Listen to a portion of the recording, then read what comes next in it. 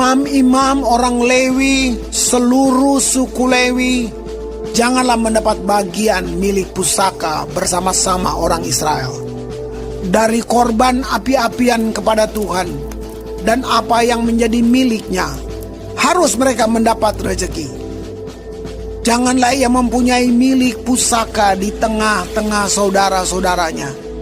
Tuhanlah milik pusakanya, seperti yang dijanjikannya kepadanya. Inilah hak imam terhadap kaum awam, terhadap mereka yang mempersembahkan korban sembelihan, baik lembu maupun domba. Kepada imam haruslah diberikan paha depan, kedua rahang, dan perut besar.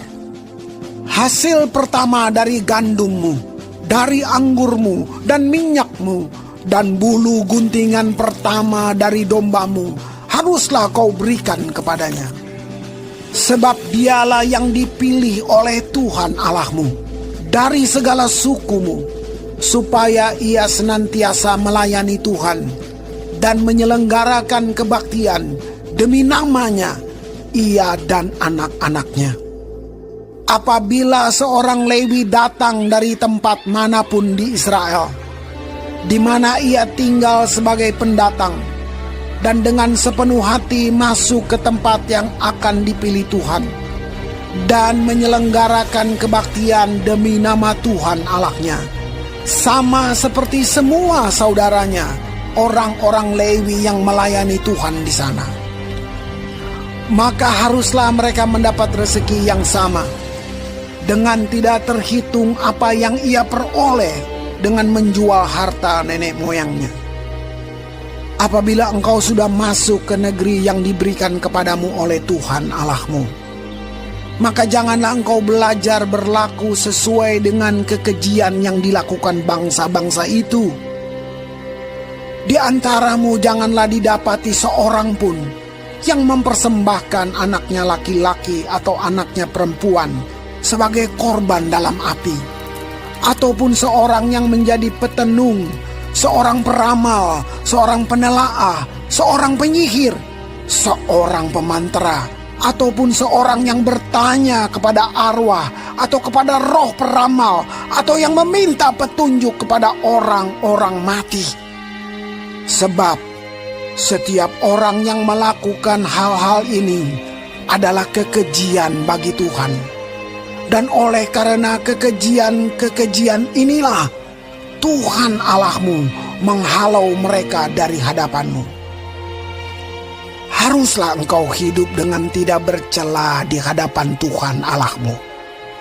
Sebab bangsa-bangsa yang daerahnya akan kau duduki ini mendengarkan kepada peramal atau petenung, tetapi engkau ini tidak diizinkan Tuhan Allahmu melakukan yang demikian. Seorang nabi dari tengah-tengahmu, dari antara saudara-saudaramu, sama seperti aku, akan dibangkitkan bagimu oleh Tuhan Allahmu. Dialah yang harus kamu dengarkan. Tepat seperti yang kamu minta dahulu kepada Tuhan Allahmu di Gunung Horeb pada hari perkumpulan dengan berkata, tidak mau aku mendengar lagi suara Tuhan Allahku, dan api yang besar ini tidak mau aku melihatnya lagi, supaya jangan aku mati. Lalu berkatalah Tuhan kepadaku, apa yang dikatakan mereka itu baik. Seorang nabi akan kubangkitkan bagi mereka dari antara saudara mereka, seperti engkau ini. Aku akan menaruh firmanku dalam mulutnya, dan ia akan mengatakan kepada mereka segala yang kuperintahkan kepadanya. Orang yang tidak mendengarkan segala firmanku yang akan diucapkan nabi itu demi namaku, daripadanya akan kutuntut pertanggungjawaban. Tetapi seorang nabi yang terlalu berani untuk mengucapkan demi namaku perkataan yang tidak kuperintahkan untuk dikatakan olehnya, atau yang berkata demi nama Allah lain, nabi itu harus mati. Jika sekiranya kamu berkata dalam hatimu, bagaimanakah kami mengetahui perkataan yang tidak difirmankan Tuhan? Apabila seorang nabi berkata demi nama Tuhan dan perkataannya itu tidak terjadi dan tidak sampai, maka itulah perkataan yang tidak difirmankan Tuhan. Dengan terlalu berani nabi itu telah mengatakannya, maka janganlah gentar kepadanya. Shalom semua jemaat Tuhan. Kembali kita di dalam pendalaman Alkitab Clearside. Sekarang kita sudah memasuki kitab Ulangan 18. Tuhan Yesus memberkati.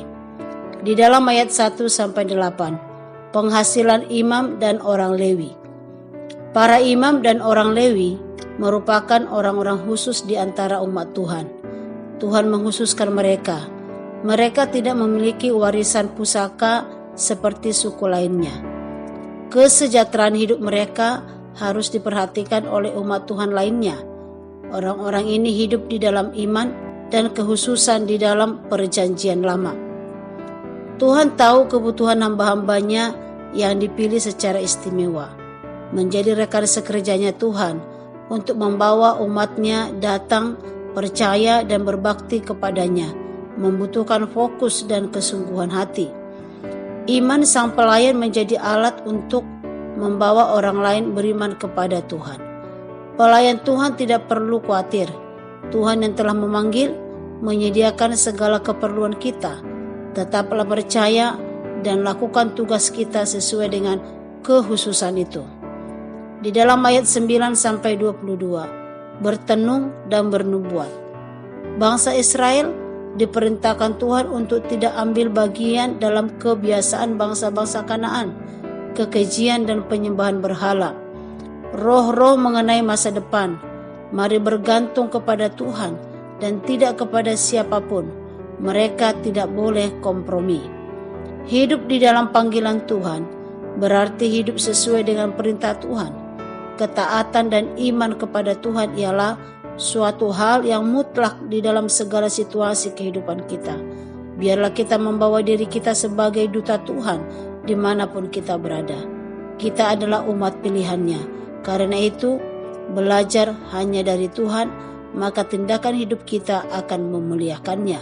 Amin. Tuhan Yesus memberkati.